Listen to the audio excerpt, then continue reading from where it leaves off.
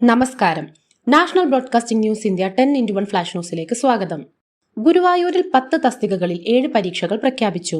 Guruvayur Devaswom board വിവിധ തസ്തികകളിലേക്കായി വിജ്ഞാപനം പുറത്തിറക്കി. 10 തസ്തികകളിൽ 7 എണ്ണം പരീക്ഷയിലൂടെ റിക്രൂട്ട് ചെയ്യുമെന്ന് ദേവസ്വം ബോർഡ് അറിയിപ്പിൽ. ഉദ്യോഗാർത്ഥികൾക്കായി ഓൺലൈൻ അപേക്ഷ നടപടികൾ തുടങ്ങി. കന്യാസ്ത്രീകളുടെ അറസ്റ്റിൽ അമിത്ഷാ നേരിട്ടിടപെട്ടു. പത്തനംതിട്ടയിലെ കന്യാസ്ത്രീ കേസിൽ ആഭ്യന്തരമന്ത്രി അമിത്ഷാ നേരിട്ട് സ്ഥിതി വിലയിരുത്തി. പ്രധാനമന്ത്രിയുടെ ഇടപെടൽക്കായും വിലയിരുത്തലിനും പിന്നാലെ അമിത്ഷാ രാജീവ് ചന്ദ്രശേഖറിനെ അടിയന്തരമായി ദില്ലിയിലേക്ക് വിളിച്ചു. കൊച്ചിയിലെ 71 ഫ്ളാറ്റുകൾക്ക് വൈദ്യുതി വിച്ഛേദന മുന്നറിയിപ്പ്. സ്വീവേജ് ട്രീറ്റ്മെന്റ് പ്ലാന്റ് സൗകര്യമില്ലാത്തതിനാൽ കൊച്ചിയിലെ 71 ഫ്ളാറ്റുകളുടെ വൈദ്യുതി കട്ട് ചെയ്യാനുള്ള നീക്കം. മലിനീകരണ നിയന്ത്രണ ബോർഡിന്റെ നിർദ്ദേശപ്രകാരമാണ് KSEBയുടെ നടപടി. തിരുവനന്തപുരം മെഡിക്കൽ കോളേജിൽ ശസ്ത്രോപകരണങ്ങൾ കാണാതായി.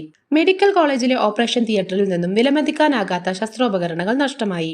രോഗികളുടെ ശസ്ത്രക്രിയകൾ നേരത്തെ മാറ്റിവെച്ചതായി ആശുപത്രി അധികൃതർ സ്ഥിരീകരിച്ചു. അന്വേഷണം ആരംഭിച്ചു.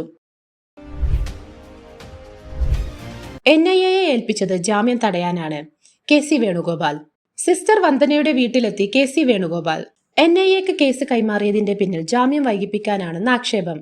BJPയുടെ DNA ന്യൂനപക്ഷ വിരുദ്ധമാണ് എന്ന് വ്യക്തമായ പ്രസ്താവനയും. വീണ്ടും സ്വർണവില തകർന്നു. വാങ്ങാൻ മികച്ച സമയം.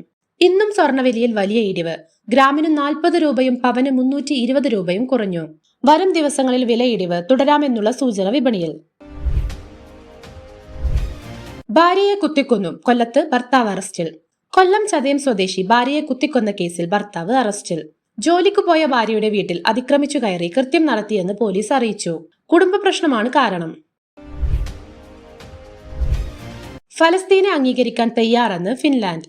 ഫലസ്തീൻ സംസ്ഥാനത്തെ ഔദ്യോഗികമായി അംഗീകരിക്കാൻ ഫിൻലാൻഡ് തയ്യാറാകുന്നു. യൂറോപ്യൻ യൂണിയനിൽ വലിയ രാഷ്ട്രീയ പ്രതികരണങ്ങൾ സജീവം. അനിൽ അംബാനിക്ക് ED സമൻസ്. കള്ളപ്പണം വെളുപ്പിക്കൽ കേസ്. മുംബൈയിൽ സാമ്പത്തിക നിയമലംഘനത്തിന് കേസ്. കള്ളപ്പണം വെളുപ്പിക്കൽ കേസിൽ വ്യവസായി അനിൽ അംബാനിക്ക് എൻഫോഴ്സ്മെന്റ് ഡയറക്ടറേറ്റ് സമൻസ് അയച്ചു. ഹൈ പ്രൊഫൈൽ ചോദ്യം ചെയ്യൽ ഉടൻ. ഒരേ ചാർജിൽ 1205 കിലോമീറ്റർ. EVക്ക് Guinness record. സൗദിയുടെ പിന്തുണയിൽ നിർമ്മിച്ച ഇലക്ട്രിക് വാഹനമാണ് 1205 കിലോമീറ്റർ ഒരേ ചാർജിൽ കയറിയത്. ഇത് 2ാം ഗിന്നസ് റെക്കോർഡായി. EV മേഖലയിലെ വിപ്ലവമാകാമെന്ന പ്രതീക്ഷ. കൂടുതൽ വാർത്തകൾക്കായി നാഷണൽ ബ്രോഡ്കാസ്റ്റിംഗ് ന്യൂസ് ഇന്ത്യ.